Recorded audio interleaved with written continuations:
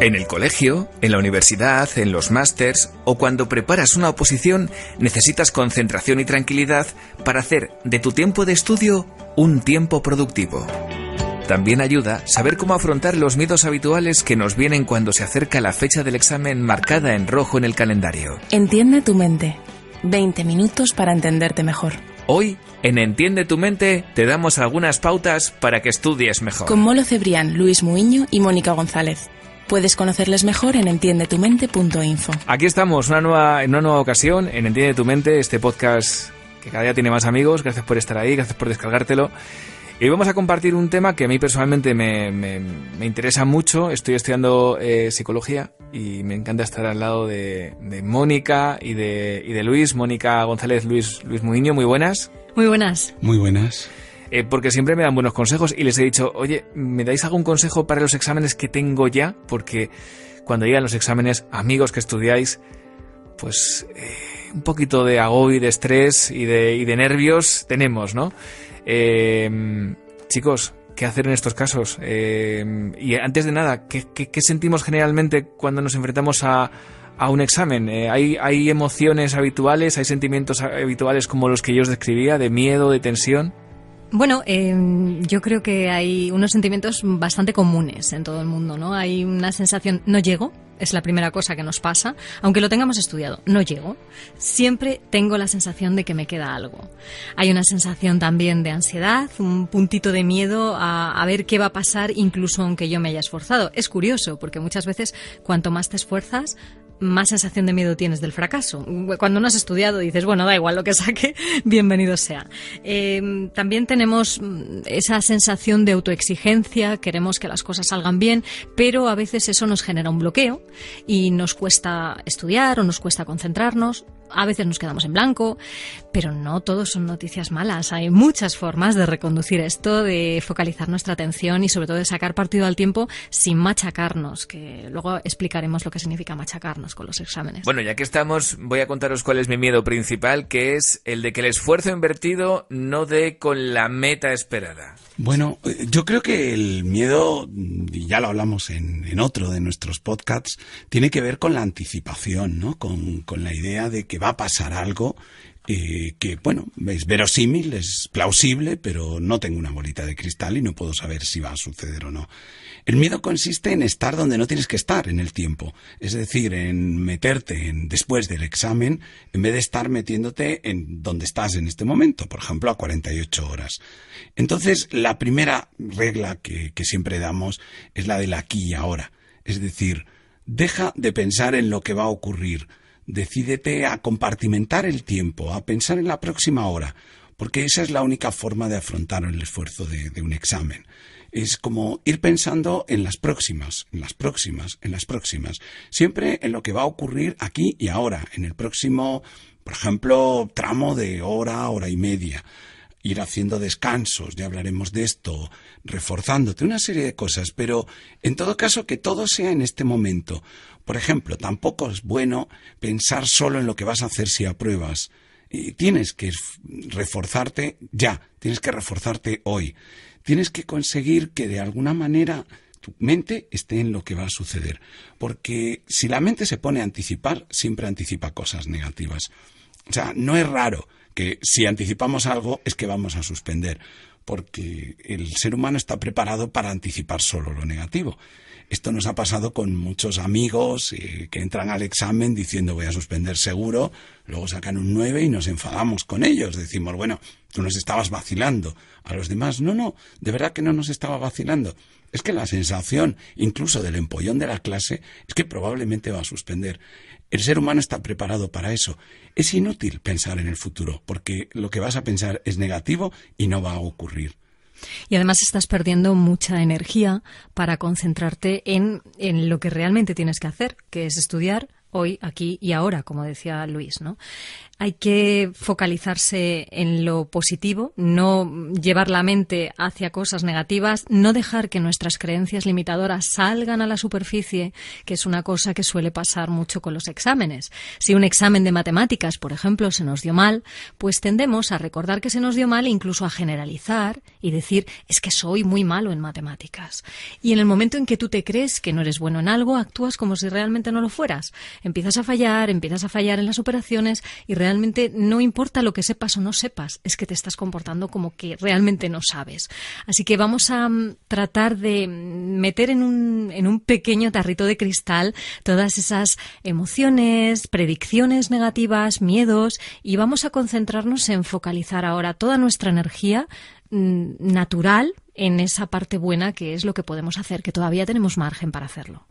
Bueno, antes os decía que os quería contar una cosa que creo que puede venir bien, porque generalmente aquí cuento casos a veces de mis amigos que cuando propongo un tema me dicen, oye, pregunta esto, pero en esta ocasión voy a hablar de mi libro.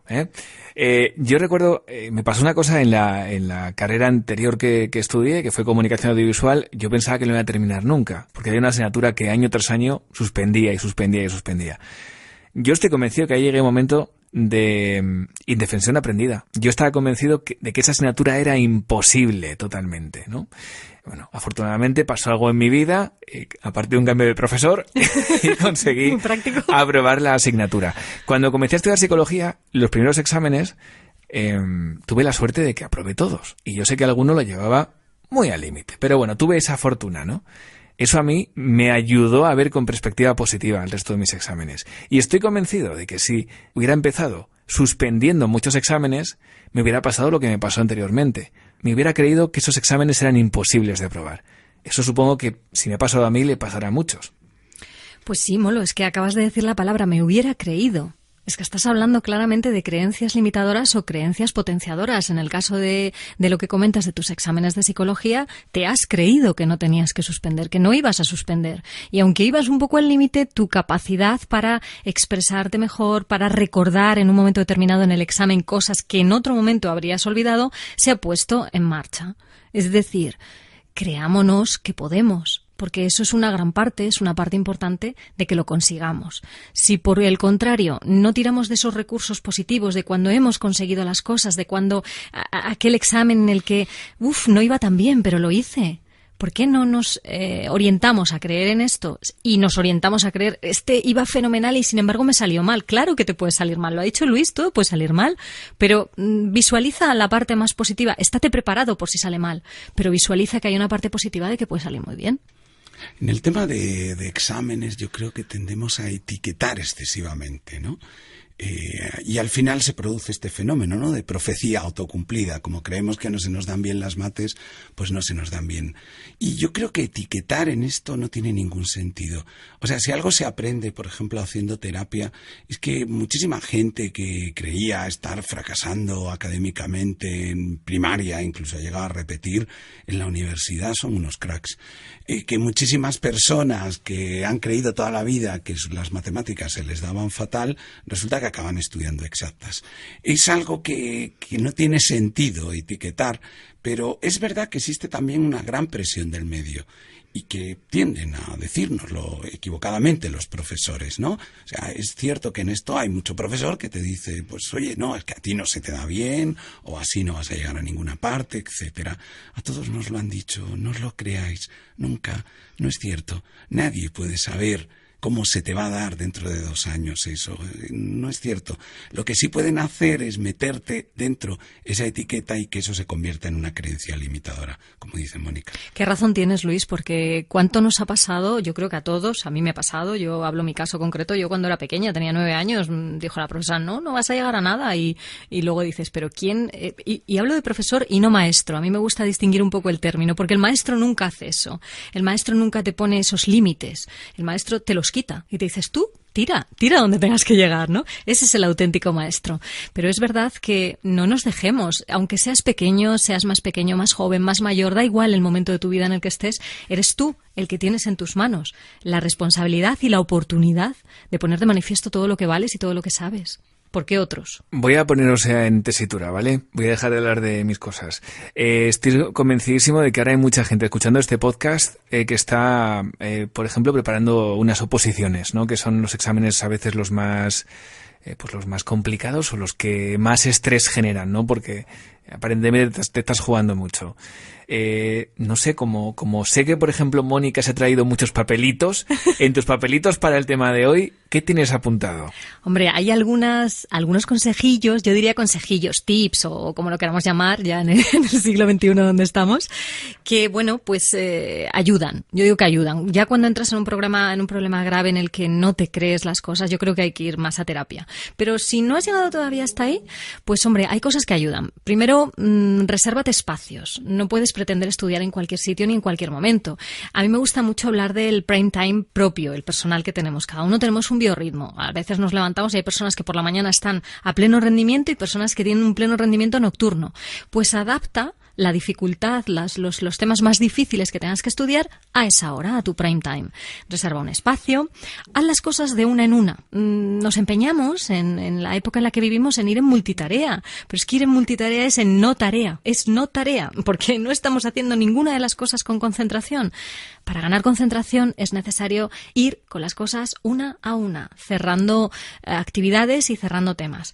Concentra actividades y sobre todo aleja las interrupciones. No puedes pretender concentrarte teniendo al lado el móvil y el ordenador con las redes sociales, dando pitidos, WhatsApp, Facebook, todo a la vez y tú diciendo yo necesito concentrarme en esta fórmula o en este texto o en esta ley. No, es imposible, materialmente imposible porque Luis lo sabe muchísimo mejor, pero las zonas de la memoria están recibiendo multiestímulos y entonces puede llegar a un punto de saturación, ¿no?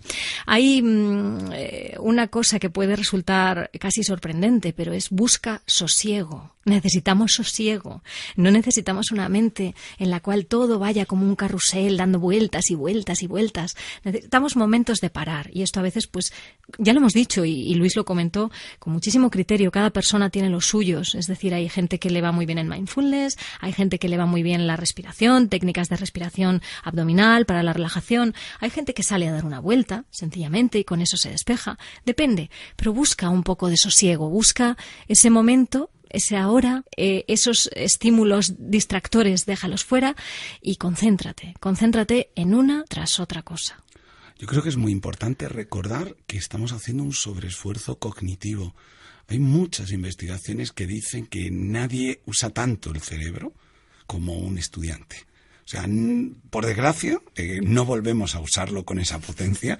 De hecho, esto es típico, que esos libros de la carrera que te ibas a leer cuando acabaras la carrera y que jamás lees, nadie usa tanto la concentración como un estudiante.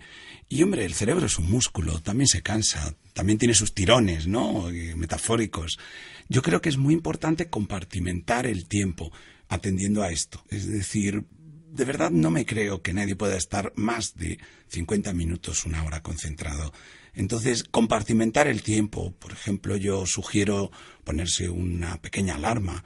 Es decir, voy a estar concentrado durante 3/4 de hora y luego 1/4 de hora de desconexión, lo que sugerías tú, Mónica. 1/4 de hora en el que me escucho una canción, juego un poco a un videojuego, hago algo que a mí me desconecte y luego vuelvo otra vez, pero vuelvo otra vez para otros 3/4 de hora. Nunca más, porque no es real, no lo vas a hacer. Da igual que te agobie el tiempo, no lo vas a conseguir. No, te saturas y además pierdes un poco el hilo de tu planificación. Es importantísima la planificación cuando estás con los exámenes, pero una planificación realista. No te hagas una planificación de que vas a estar 8 horas completamente sin descansos y que vas a estar 8 horas a un rendimiento del 200%. No es real y eso lo único que genera es frustración en las personas.